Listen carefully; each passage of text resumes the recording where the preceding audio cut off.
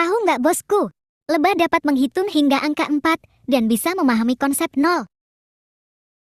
Kupu-kupu merasakan dunia melalui kaki-kakinya, bukan mulutnya. Jepang memiliki lebih banyak taman bermain untuk orang dewasa daripada untuk anak-anak. Bolivia memiliki 2 ibu kota, yaitu La Paz dan Sucre. La Paz adalah ibu kota administratif, sedangkan Sucre adalah ibu kota konstitusional. Liberia adalah negara di Afrika yang tidak pernah dijajah oleh kekuatan Eropa selama periode imperialisme Afrika.